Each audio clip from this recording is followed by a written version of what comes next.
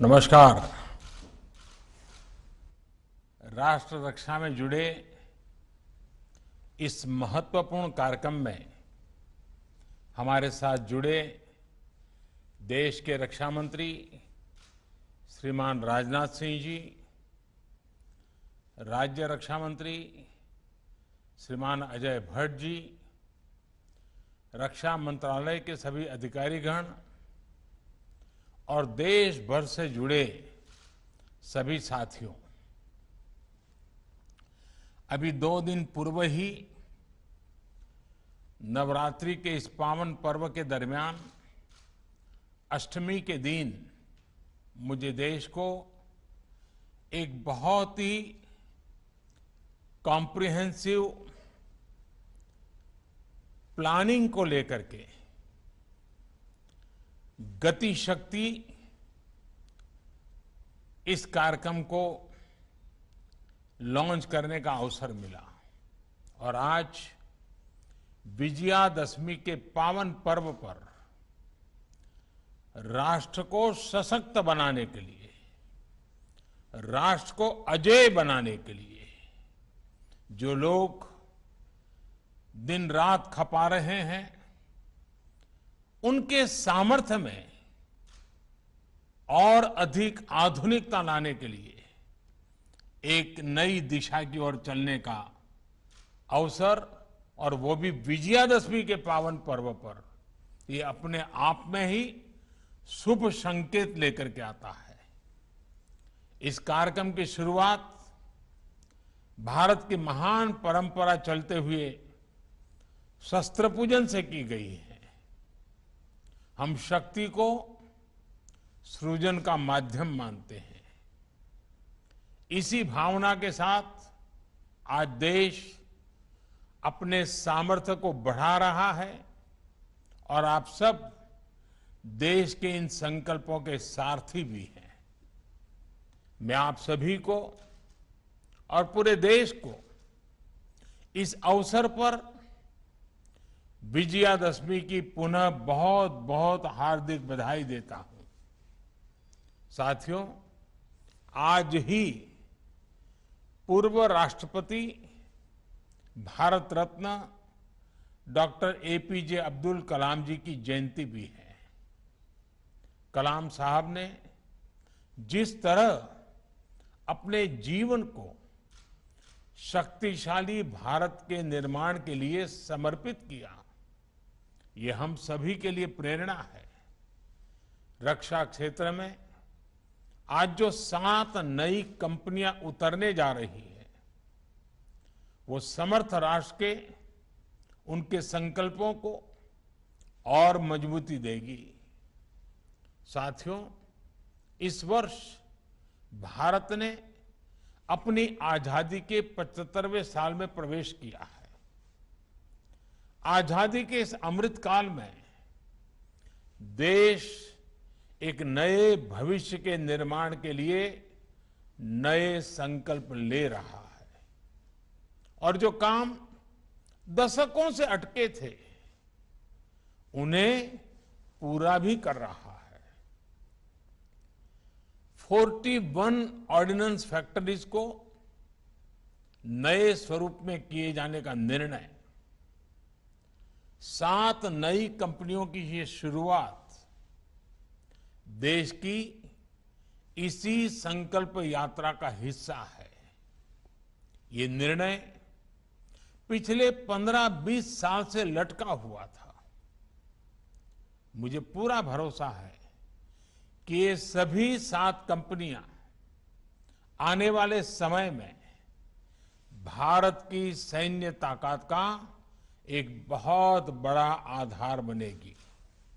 साथियों, हमारी ordinance factories कभी दुनिया की शक्तिशाली संस्थाओं में गिनी जाती थी। इन फैक्ट्रीज के पास 100-150 साल से भी ज्यादा का अनुभव है। विश्व युद्ध के समय भारत की ऑर्डिनेंस फैक्ट्रीज का दमखम दुनिया ने देखा है।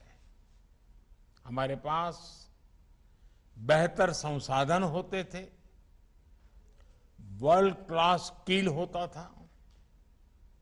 आजादी के बाद हमें जरूरत थी इन फैक्ट्रीज को अपग्रेड करने की, न्यू एज टेक्नोलॉजी को अपनाने की, लेकिन इस पर बहुत ध्यान नहीं दिया गया। समय के साथ भारत अपनी सामरिक जरूरतों के लिए विदेशों पर निर्भर होता गया। इस स्थिति में परिवर्तन लाने में ये नई 7 डिफेंस कंपनियां बहुत बड़ी भूमिका निभाएगी। साथियों, आत्मनिर्भर भारत अभियान के तहत देश का लक्ष्य भारत को अपने दम पर दुनिया की बड़ी सैन्य ताकत बनाने का है। भारत में आधुनिक सैन्य इंडस्ट्री के विकास का है। पिछले 7 वर्षों में देश ने मेक इन इंडिया के मंत्र के साथ अपने इस संकल्प को आगे बढ़ाने का काम किया है। आज देश के डिफेंस सेक्टर में जितनी ट्रांसपेरेंसी है, ट्रस्ट है और टेक्नोलॉजी ड्रिवन अप्रोच है, उतनी पहले कभी नहीं थी। आजादी के बाद पहली बार हमारे डिफेंस सेक्टर में इतने बड़े रिफॉर्म्स हो रहे हैं।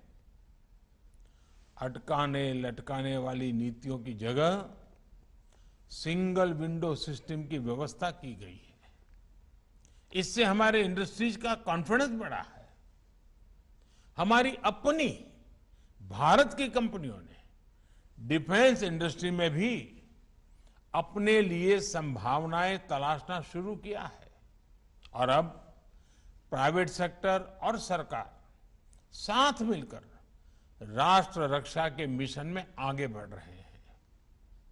यूपी और तमिलनाडु के डिफेंस कॉरिडोर्स का उदाहरण हमारे सामने है। इतने कम समय में बड़ी बड़ी कंपनियों ने मेक इन इंडिया में अपनी रुचि दिखाई है।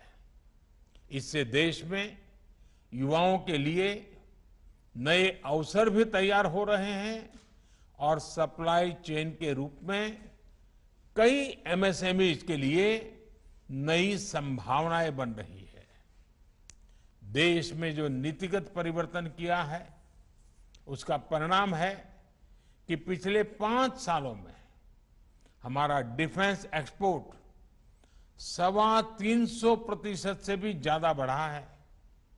साथियों, कुछ समय पहले ही रक्षा मंत्रालय ने ऐसे 100 से ज्यादा सामरिक उपकरणों की लिस्ट जारी की थी जिन्हें अब बाहर से आयात नहीं किया जाएगा।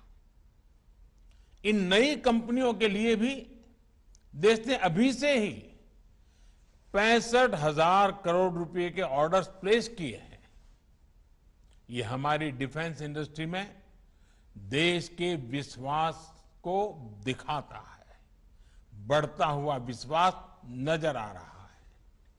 एक कंपनी एम्यूनेशन और एक्सप्लोजिव की जरूरतों को पूरा करेगी तो दूसरी कंपनी आर्मी व्हीकल्स मैन्युफैक्चर करेगी। इसी तरह एडवांस वेपन्स और इक्विपमेंट हो, ट्रूप्स कंफर्ट आइटम हो, ऑप्टिकल इलेक्ट्रॉनिक्स हो या पैराशूट, हमारा लक्ष्य है कि भारत की एक एक कंपनी न केवल इन क्षेत्रों में एक्सपर्टाइज हासिल करे बल्कि एक ग्लोबल ब्रांड भी बने। कॉम्पिटिटिव कॉस्ट हमारी ताकत है। क्वालिटी और रिलायबिलिटी हमारी पहचान होनी चाहिए। साथियों, मुझे विश्वास है कि इस नई व्यवस्था से हमारे यहां ऑर्डिनेंस फैक्ट्रीज में जो टैलेंट है, जो कुछ नया करना चाहते हैं, उन्हें अपनी प्रतिभा दिखाने के लिए पूरी स्वतंत्रता मिलेगी। जब इस प्रकार के एक्सपर्टीज को इनोवेशन का अवसर मिलता है, कुछ कर दिखाने का अवसर मिलता है, तो वो कमाल करके दिखाते हैं।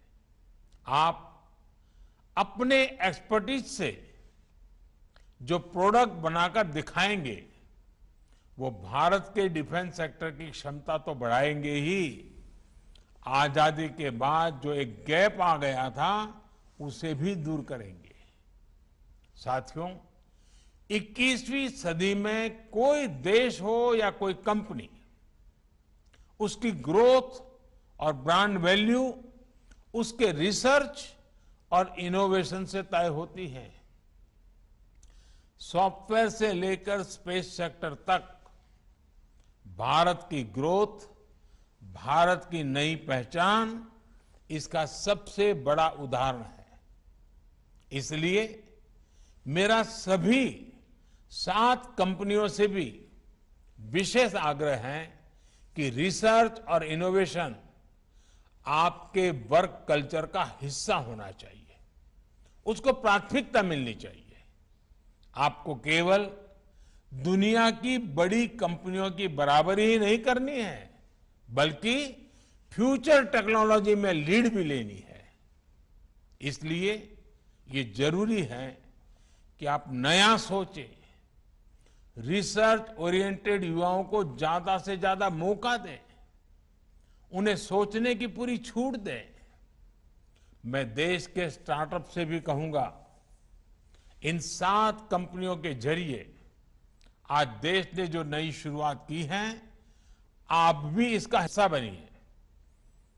आपकी रिसर्च, आपके प्रोडक्ट्स कैसे इन कंपनियों के साथ मिलकर एक दूसरे की क्षमताओं से लाभान्वित हो सकते हैं, इस ओर आपको सोचना चाहिए। साथियों, सरकार ने सभी कंपनियों को एक बेहतर प्रोडक्शन एनवायरनमेंट देने के साथ साथ पूरी फंक्शनल ऑटोनॉमी भी दी है। इसके साथ ही ये भी सुनिश्चित किया गया है, इन फैक्ट्रीज के कर्मचारियों के हित पूरी तरह से सुरक्षित रहें। मुझे पूरा भरोसा है कि देश को आपकी एक्सपर्टाइज का बहुत लाभ होगा और हम सब मिलकर आत्मनिर्भर भारत के अपने संकल्प को पूरा करेंगे। इसी भावना के साथ फिर एक बार आप सबको विजयादशमी की बहुत बहुत शुभकामनाएं। आप सभी का बहुत बहुत धन्यवाद।